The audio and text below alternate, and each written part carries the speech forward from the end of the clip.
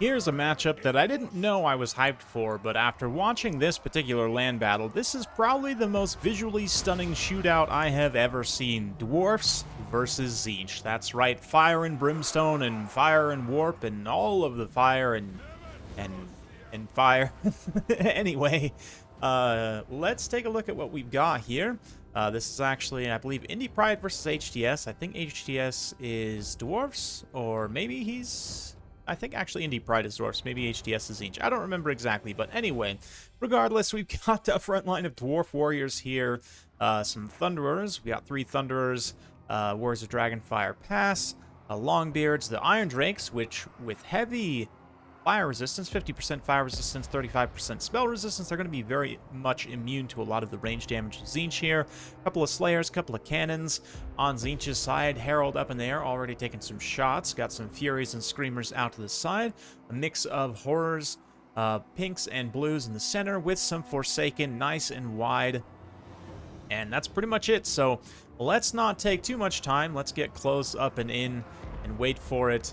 Because, yeah, Cannons and blue and pink fire, and the purple dwarfs of Barak Var, one of the sub-factions, of course, available to take in custom and multiplayer on the campaign map. I think these are the guys that occupy, like, the main dwarven port there by Karaz-Karak. But yes, the fire of Tzeentch going to start raining in immediately.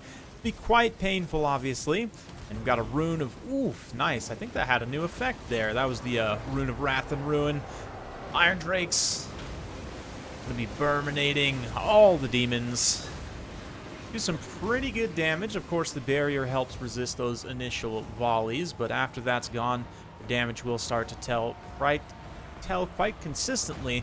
That being said, these Dwarf Warriors and Longbeards are definitely taking a beating. The armor definitely does help, as does a missile block chance, but only so much, especially against that much of a saturation. Rune of Doom being popped, nice melee attack buff.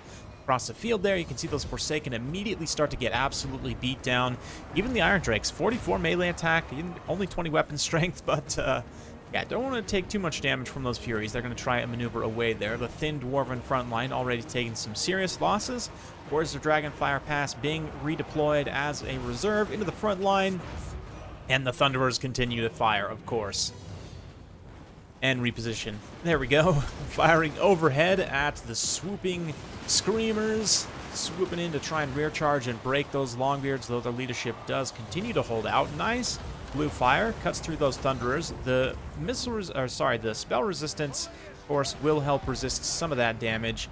Looks like an Infernal Gateway also going to be dropped here. Literally covers the health bars, so we can't see how much damage it's doing. If I press the space bar there, it should hold through. Dragonback Slayers definitely taking quite a bit of damage there, but the spell resistance, of course, of the Dwarfs definitely makes a difference. How many times have I said definitely? Anyway, continuing fire raining in. Warriors of Dragonfire Pass themselves do have fire resistance of only 10%, but every little bit helps, certainly, especially on top of the armor.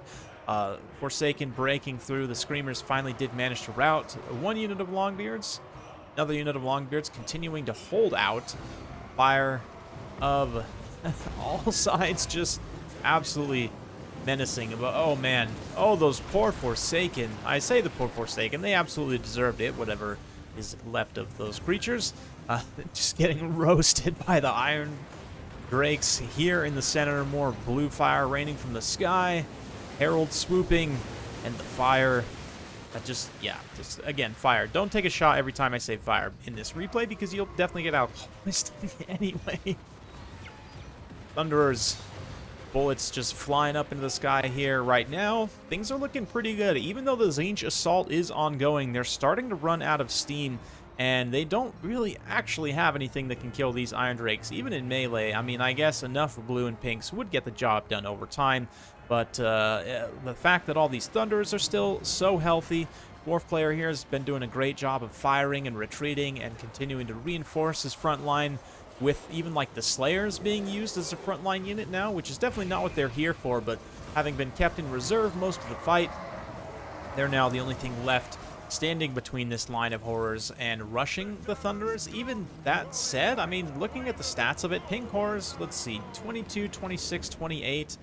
I mean, Thunder is also 28 melee defense, 20 attack, 80 armor, though, makes a huge difference.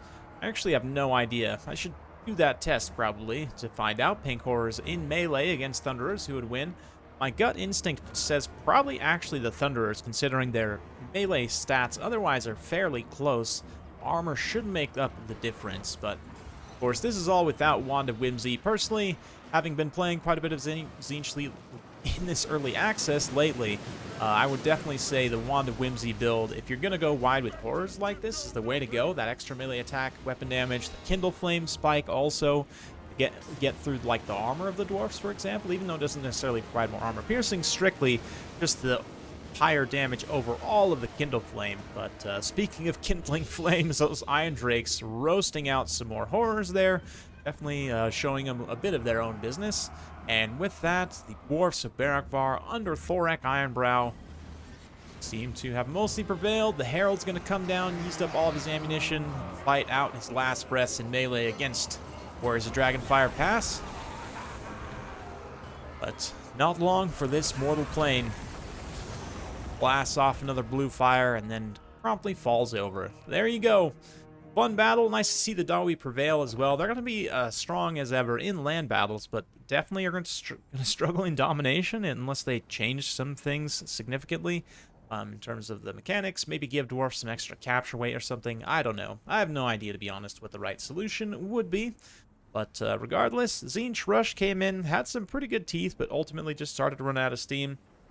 The Forsaken are very good, but unsupported.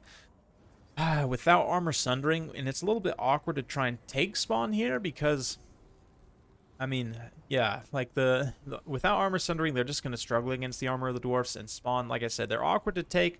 Range fire of the Dwarfs make them a big target, and even like basic Rangers and whatnot, they're going to take a lot of damage from them. Volley of blasting charges to the face will also do a lot of damage. So it's hard to really justify taking the spawns here, but I don't know. Obviously, keep in mind this is Tzeentch without mortal units, which, given the leaks and announcements and everything from CA, they are very likely to get more mortal units. So keep that in mind as you sort of watch this. Likewise, the blues. I mean, interestingly enough, one of the few times I haven't seen blues just absolutely pay for themselves, and a lot of that comes down to the armor and the shields of the Dwarfs.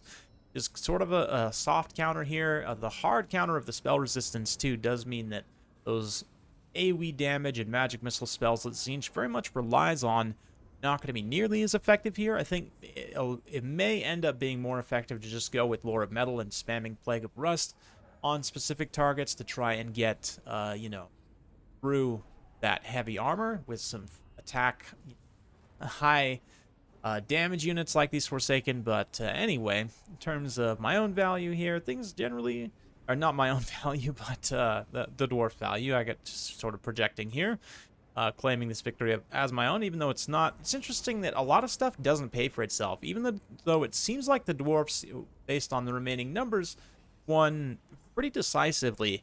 A lot of that comes down to horrors having relatively poor leadership and dying to the disintegration mechanic, the banishment mechanic.